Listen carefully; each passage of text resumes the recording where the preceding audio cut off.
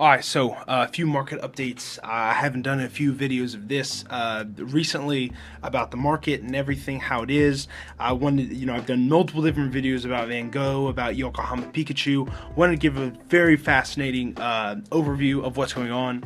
So Van Gogh, I hate this, but it's still at 140 to 150 PSA, or not PSA 10, but for raw cards. I want that to come down, but personally, I'm just not buying any right now.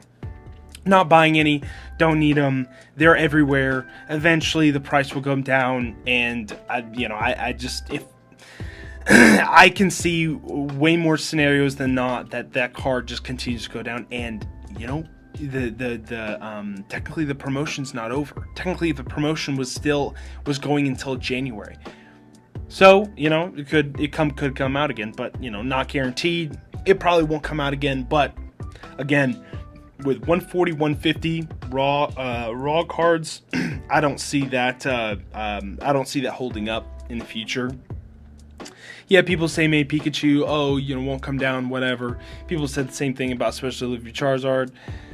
I'm not buying it. If that's gonna be the price, I'm gonna wait about 6 months and then I'll go into the deal. That's only been 2 months removed from that release. Something of that sort came out in September, October, November. So about 2 months release. PSA 10s are around $400. Not crying over that. But very interesting. Yokohama Pikachu. For the longest time, I told hey guys, don't buy it. It'll come down.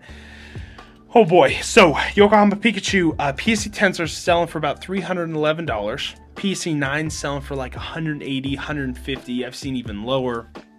Crazy thing, for raw, it's about $180 to $200. But that's in the United States. If you go over to Japan, the raw, like actual sealed boxes, get this, I saw one for about 100. I did a screenshot.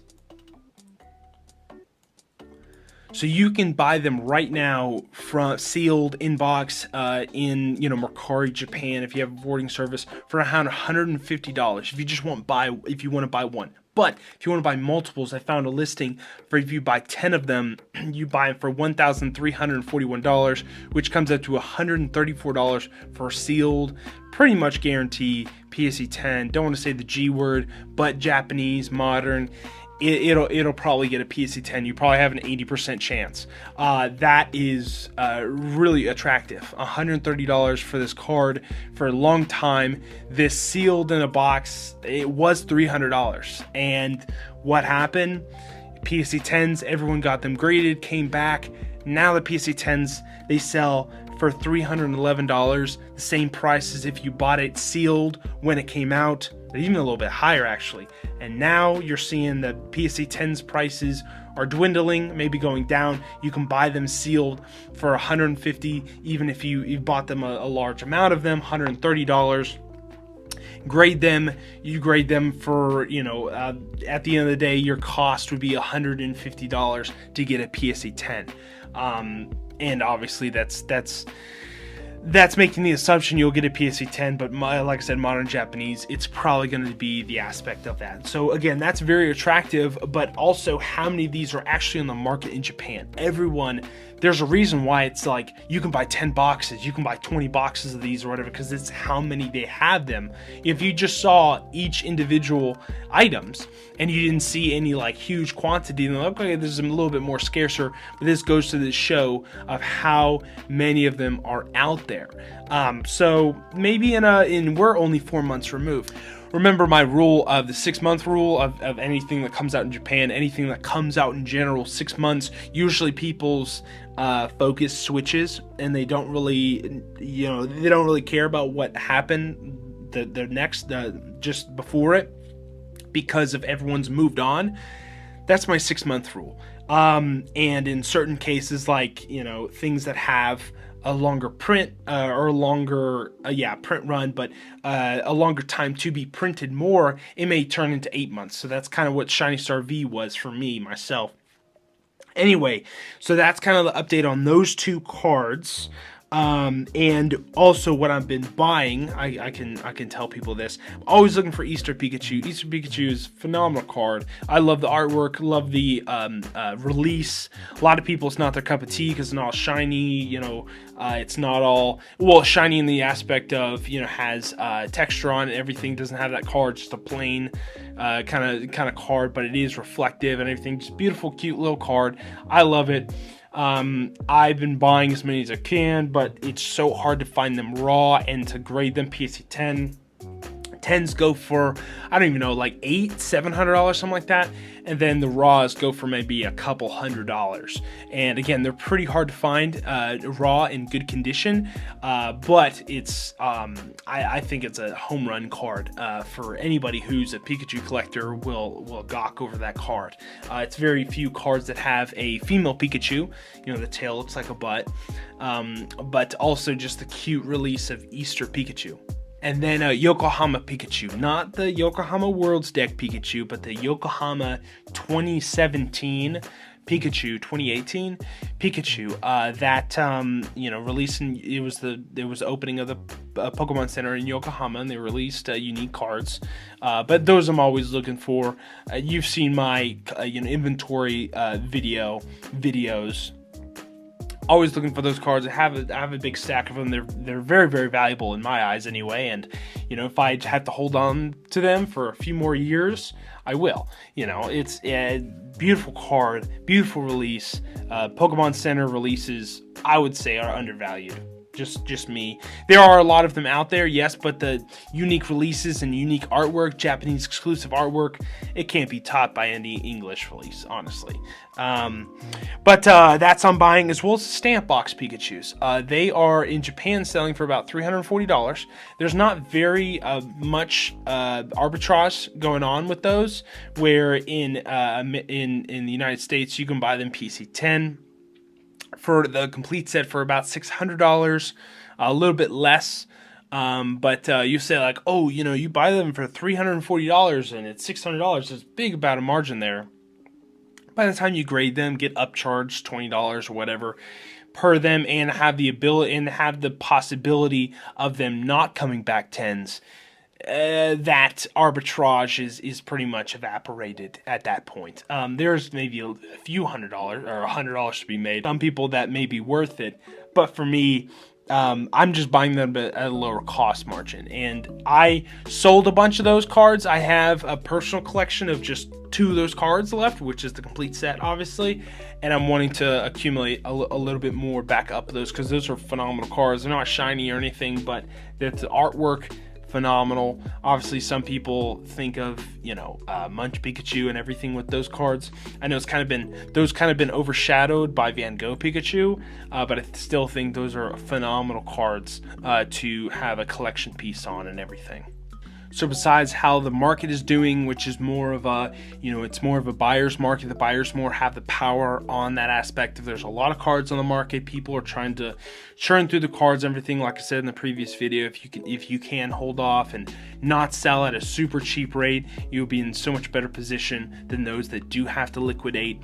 For me, myself, I am trying to move some inventory, especially like CGC cards that I do have. The kind of few CGC cards that I do have left, and I'm just focusing on PSA cards.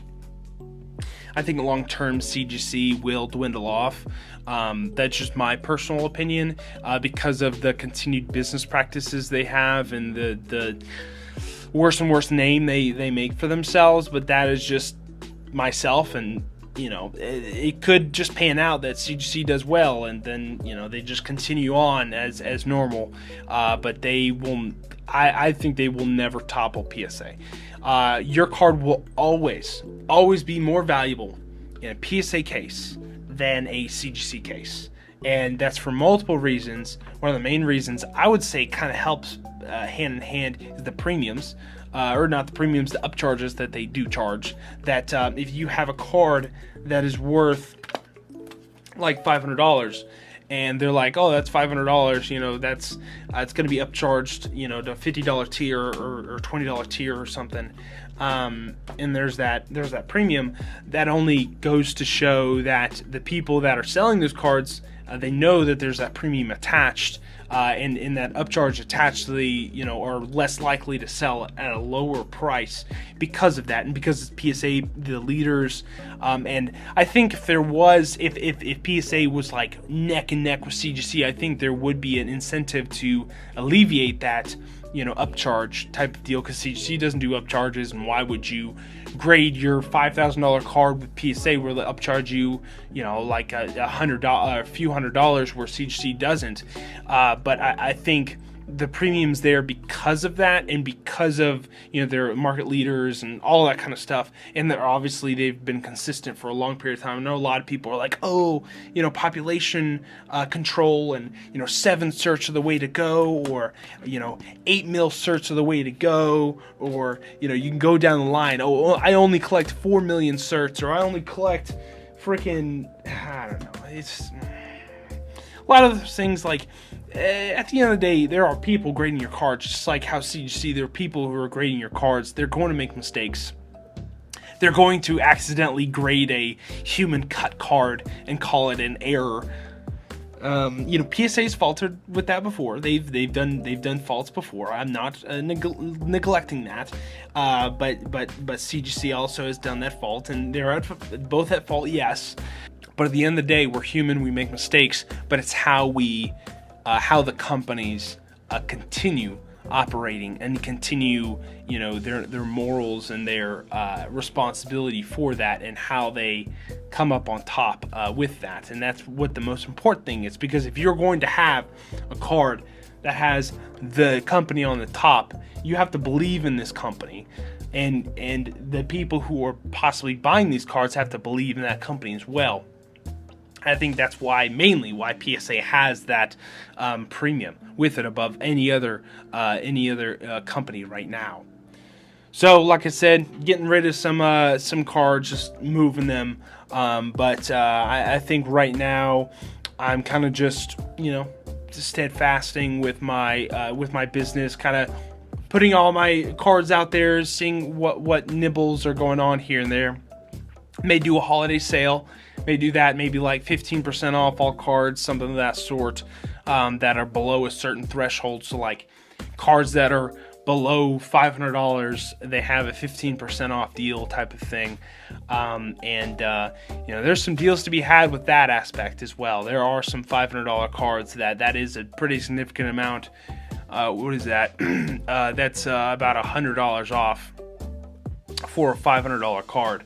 So that's a pretty good deal waiting on that, if you do want to, you know, hop in and get some of these cards. But just to get some inventory going, and just to get some you know, room in my slab case, because I'm just trying to, I have some other cards that I'm sending off to get graded, some of the coins that I want to do as well. But for right now, for my business and for where I am, I think that's like the main thing that I'm doing, just consolidating, organizing, and seeing what cards I want to you know, get moving, and what cards kind of can stay back and kind of wait for their right time and the right price. And so I have one last video to do, and that is the inventory of all these cards that I have just sitting on the side, all my Chinese cards. I want to do a little inventory on them to finish up the inventory series, and that'll literally be all my inventory that I have. Oh, except my personal collection, but I don't really want to show that off yet. I'll probably do a whole nother separate video of all my personal collection and everything. But for right now, one last video for my inventory, and then that'll wrap up the videos that I have in mind right now. I think for the future, I'm gonna have, like, you know, discussion video type of things, maybe market videos as well. But I think that is what I'll be wrapping up with my videos currently. And if you have any suggestions or whatever for videos in the future, please put it in the comments. Totally throw some ideas my way. But I do have some ideas of why I collect. You know, one video could be why I collect the things that I collect. Another video could be, you know, why, you know, my eBay store of what, you know, how I design my eBay store, how I do the different designs for thumbnails even. Thumbnails are pretty fun to do. But anyway, with all that, I'll leave you guys. This was a short video, you know, very abnormal on my normal video showcase. But thanks for watching, and I'll catch you guys in the next one. See you later.